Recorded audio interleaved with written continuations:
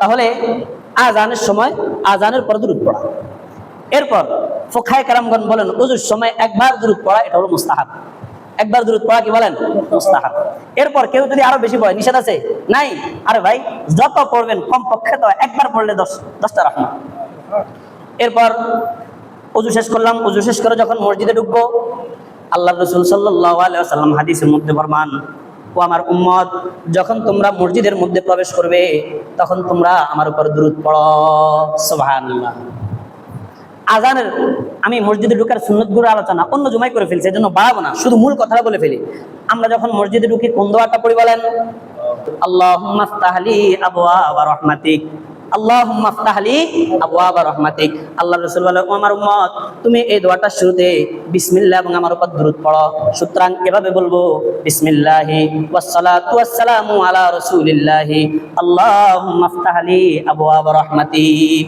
এরপর যখন মসজিদ থেকে বের হই, আল্লাহর রাসূল দোয়া শিক্ষা দিয়েছেন, আমার উম্মত যখন মসজিদ থেকে বের হবে তুমি পড়ো, আল্লাহুম্মা ইন্নী আসআলুকা মিন ফাদলিক। এই দোয়াটা পড়ার আগে তুমি বিসমিল্লাহ দুরূদকে অ্যাড করো। বিসমিল্লাহি ওয়াসসালাতু ওয়াসসালামু আলা রাসূলিল্লাহি, আল্লাহুম্মা ইন্নী আসআলুকা মিন ফাদলিক। বুঝে আসছে কথা? বলে হুজুর দেখেন এই দোয়াগুলো আমরা কিন্তু পড়ি, কিন্তু এটার মর্মার্থ নিয়ে আমরা একটু চিন্তা কম করি। আল্লাহ পাক মসজিদে ঢুকার জন্য ঢুকার সময় আল্লাহর রাসূল সাল্লাল্লাহু আলাইহি ওয়াসাল্লাম উম্মতকে শিক্ষা দিয়েছে, এই আমার উম্মত, তোমরা যখন মসজিদে ঢুকবা আল্লাহ পাকের কাছে রহমত কামনা করো। কি কামনা করো বলেন?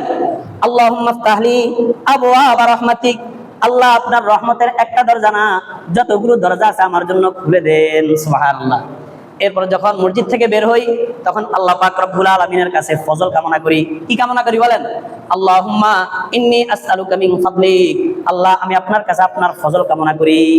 তাহলে বলছে যখন ঢুকবা তখন কামনা করবা রহমত, আর যখন বের হবা তখন কামনা করবা ফজল। আল্লাহর রাসূল সাল্লাল্লাহু আলাইহি ওয়াসাল্লাম দুইটা শব্দ কেন বলছেন? সংক্ষেপে উত্তর দিয়ে দিই। মুহাদ্দিসিনে কেরামগণ বলেন রহমত আর ফজলের মধ্যে পার্থক্য আছে। কি আছে বলেন? পার্থক্য আছে। রহমত দ্বারা সাধারণত আখিরাতের নেয়ামতগুলোকে বোঝায়। বলেন, রহমত দ্বারা সাধারণত আখিরাতের নেয়ামত বোঝায়। এজন্য যখন কেউ মারা যায় তখন আমরা ফদলুল্লাহি আলাইহি বলি না, আমরা বলি রহমতুল্লাহি আলাইহি। কথা ঠিক না ঠিক বলেন? তাহলে এটার দ্বারা বোঝা যায় রহমতের সম্পর্কটা হলো আখিরাতের সাথে, রহমতের নেয়ামত রাজির সম্পর্ক হলো আখিরাতের সাথে।